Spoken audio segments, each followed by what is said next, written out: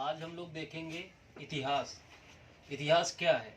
अतीत में घटित घटनाओं को इतिहास कहते हैं, या ये भी कह सकते हैं इतिहास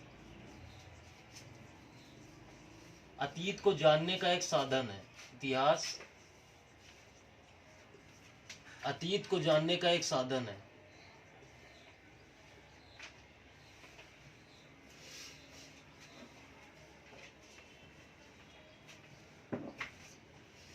बात करते हैं इतिहास के जनक। इतिहास के जनक हेरोडोटस। हेरोडोटस इन्हीं की एक पुस्तक है हिस्टोरिका।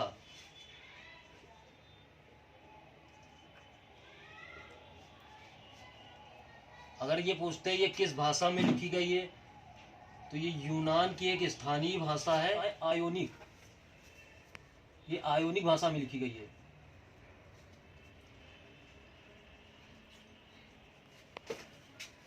और इतिहास को अध्ययन की सुविधा की दृष्टि से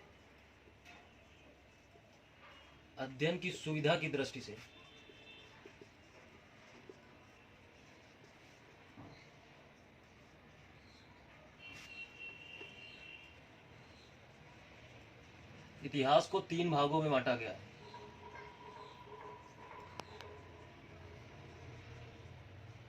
तीन भागों में बांटा गया है।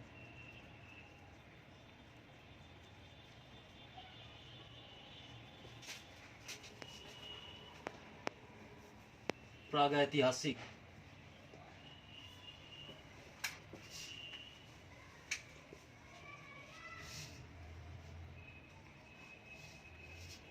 आद्य ऐतिहासिक काल,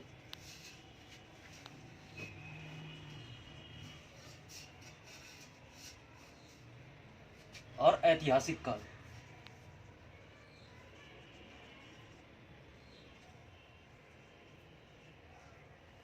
अब बात करते हैं प्रागैतिहासिक काल की। तो प्रागैतिहासिक काल के समय की बात कर लेते हैं। 25 लाख ईसा पूर्व से 2500 ईसा पूर्व तक, ये प्रागैतिहासिक काल का समय। आद्य ऐतिहासिक काल का समय 2500 ईसा पूर्व से 600 ईसा पूर्व तक, और ऐतिहासिक काल का समय है 600 ईसा पूर्व से ये वर्तमान समय तक है। वर्तमान तक बात करते हैं प्रागैतिहासिक काल में। इस काल में कोई लिखित विवरण नहीं मिला है, या कह सकते हैं लिखित साक्ष्य उपलब्ध नहीं है। लिखित साक्ष्य उपलब्ध नहीं है, और जब लिखित साक्ष्य नहीं होंगे तो इसे पढ़ा भी नहीं गया है, पढ़ा नहीं जा सका। इतिहासकारों ने प्रागैतिहासिक काल का वर्णन करने के लिए पाषाण उपकरण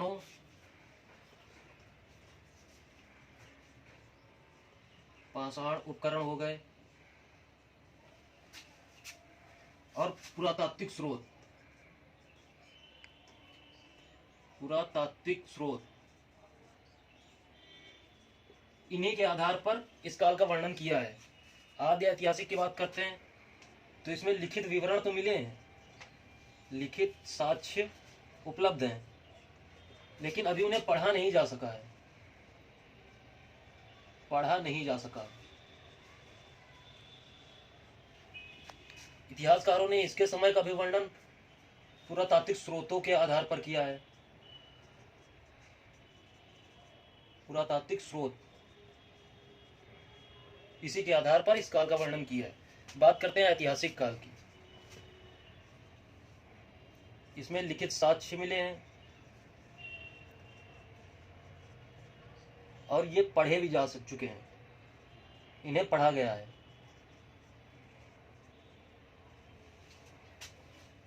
जैसे सिंधु सभ्यता हम लोग पढ़ते हैं, तो सिंधु सभ्यता आद्य ऐतिहासिक के अंतर्गत आएगी।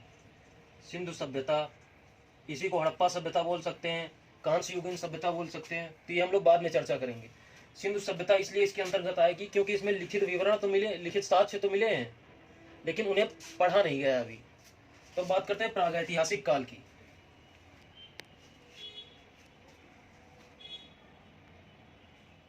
प्रागैतिहासिक काल। तो प्रागैतिहासिक काल को हम 3 भागों में विभाजित करते हैं। पूरा पाषाण काल, पूरा पाषाण काल, मध्य पाषाण काल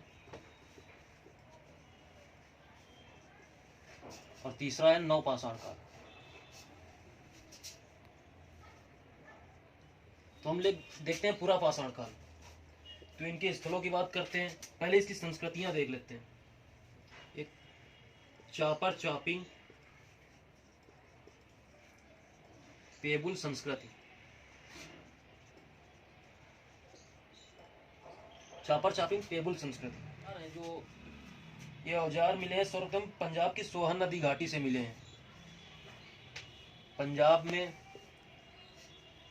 सोहन नदी घाटी है, सोहन नदी घाटी, यहाँ से इसके उपकरण मिले हैं। तो इसे सोहन नदी घाटी में मिले हैं, इस वजह से इसे सोहन संस्कृति भी बोल सकते हैं, सोहन संस्कृति। अब ये उपकरण कैसे है तो देखते हैं। चापर क्या है? चापर ये पत्थरों के औजार हैं। इनमें और जैसे ये पत्थर का आकार है, नदियों में जल के घर्षण के कारण जैसे ऐसे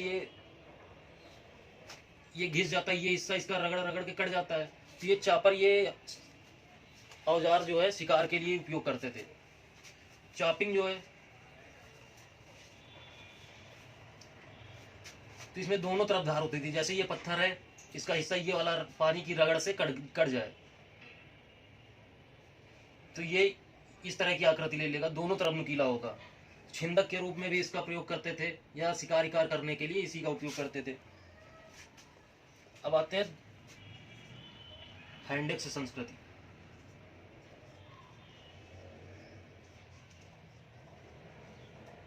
हैंडेक्स संस्कृति ये मद्रास के समीप, मद्रास जो तमिलनाडु में पड़ेगा, मद्रास के समीप एक अतिरपक्कम नामक जगह है। अतिरपक्कम, यहाँ हैंडेक्स संस्कृति मिली है। उपकरण इसके हो गए, जैसे यहाँ जो उपकरण मिले हैं, क्लीवर हो गया, स्क्रीपर हो गया, खुरचनी हो गया। इन उपकरणों का प्रयोग करते हैं जानवरों का चमड़ा उतारने में या पेड़ों से छाल उतारने में। नंबर 3 पे देखते हैं कश्मीर घाटी। कश्मीर घाटी, कश्मीर घाटी ये कश्मीर में एक लिद्दर नदी है, लिद्दर नदी। यहाँ एक जगह लिद्दर नदी किनारे पहलगांव, पहलगांव नामक जगह है। यहाँ से हाथ की कुल्हाड़ी मिली है, पहलगांव से हाथ की कुल्हाड़ी।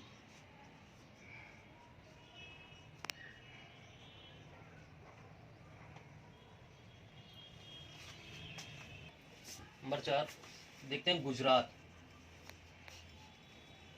गुजरात में कौन सी नदी है? साबरमती, साबरमती हो गई, माही हो गई। तो इन्हीं नदियों का क्षेत्र जो था, माही नदी का क्षेत्र,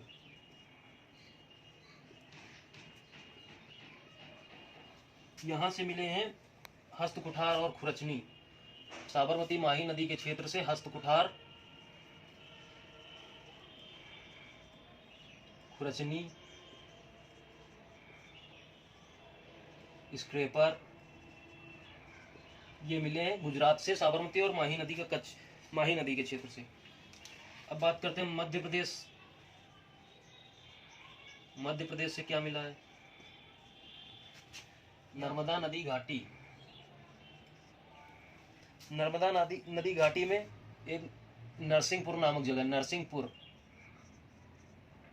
नरसिंहपुर से मिली है मानव की खोपड़ी, मानव की खोपड़ी।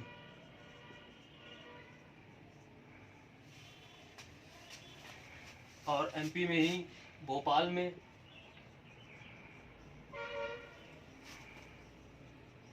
भीमबेटका गुफा है, भीमबेटका की गुफा है। तो भीमबेटका की गुफा में हरे एवं लाल रंग का प्रयोग हुआ, हरे लाल रंग का प्रयोग हुआ है।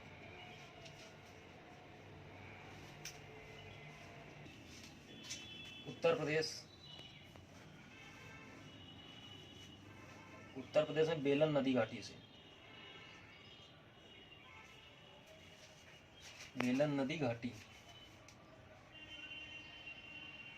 यहां से भी मिले स्क्रेपर, चॉपर, चॉपिंग और क्लीवर। ये उपकरण उत्तर प्रदेश की बेलन नदी घाटी से मिले हैं। दक्षिण भारत में देख लेते हैं।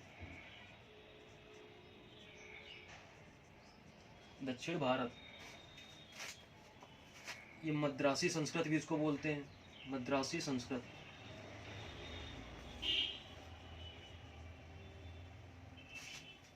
कोटलयार नदी घाटी, कोटलयार नदी घाटी,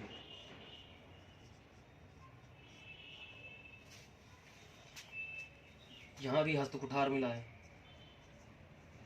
हस्तकुठार।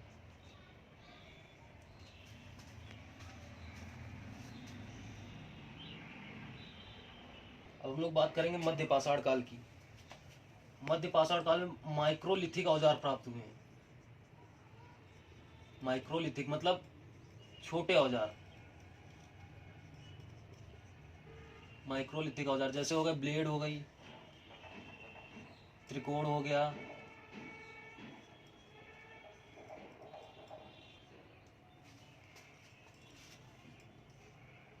क्रोड हो गया, ये मध्य पाषाण काल से प्राप्त हुए हैं। और भारत में जो है मानव अस्थिपंजर,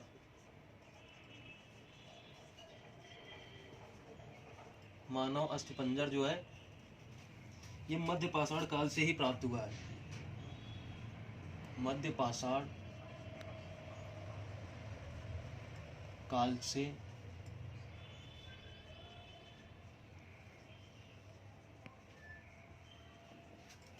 जो मानव अस्थिपंजर सर्वप्रथम यहीं से मिला है, मध्य पाषाण काल से। मध्य पाषाण में औजार बनाने की तकनीक को क्या कहते थे? औजार बनाने की तकनीक,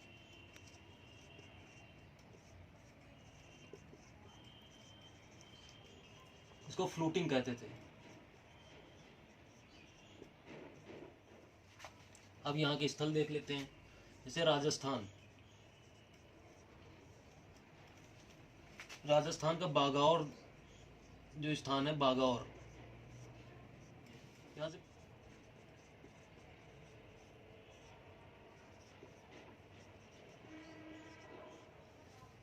और ये मध्य पाषाण, ये बागौर जो है भारत का सबसे बड़ा मध्य पाषाणिक स्थल है, सबसे बड़ा स्थल।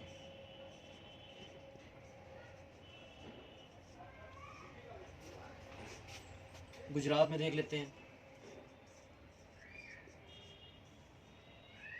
गुजरात में एक लंगनाज नामक जगह है, लंगनाज। यहाँ से जो है 14 मानव कंकाल मिले हैं, 14 मानव कंकाल।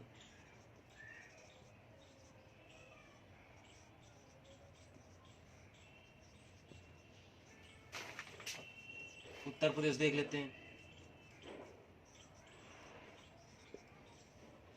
उत्तर प्रदेश इलाहाबाद और प्रतापगढ़ क्षेत्र, इलाहाबाद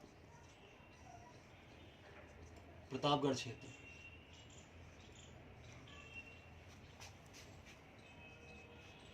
यहीं पर स्थित है एक सराय नाहर। प्रतापगढ़ क्षेत्र में सराय नाहर नामक जगह, सराय नाहर, यहाँ से जो है छोटी सी बस्ती होने के साक्ष्य मिले, छोटी बस्ती होने के साक्ष्य, छोटी बस्ती के साक्ष्य सराय नाहर से।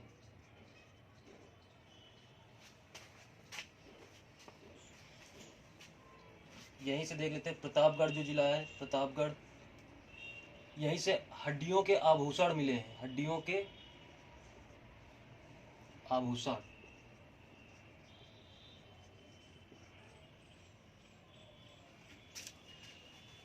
महदहा से यहाँ सवाधान के साक्ष्य मिले हैं, सवाधान के साक्ष्य। और इसकी एक विशेषता भी थी कि दो व्यक्तियों को, मतलब युगल सभा था, दो व्यक्तियों को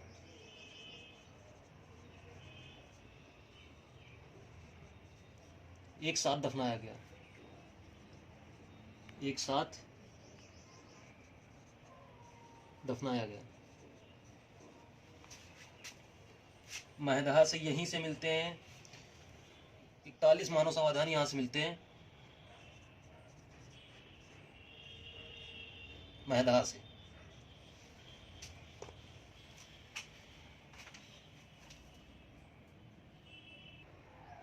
नवपाषाण काल देखते हैं, इसको ताम्रकाल भी बोलते हैं, ताम्रकाल या नियोलिथिक काल, नियोलिथिक।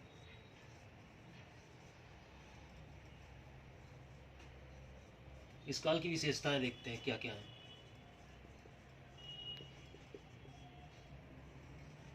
विशेषताएं, यहाँ कृषि कार्य होने लगा था। जो मानव में पहले बर्बर एवं असभ्य जाति, वो स्थायित्व आ गया था उनके जीवन में, कृषि कार्य होने लगा था। इन्होंने पशुओं को पालना शुरू कर दिया था, पशुओं को पालना भी शुरू कर दिया था। सबसे पहला जो जानवर पाला था, सबसे पहला पशु कुत्ता था। नवपाषाण काल में पहिए का आविष्कार कर लिया था, पहिए का आविष्कार।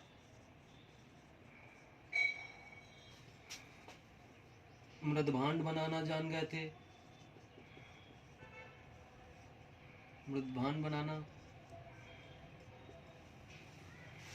औजारों पर पालिश करने लगे थे,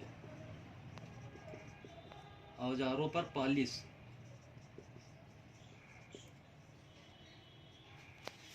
इनके जीवन में स्थायित्व आ गया था।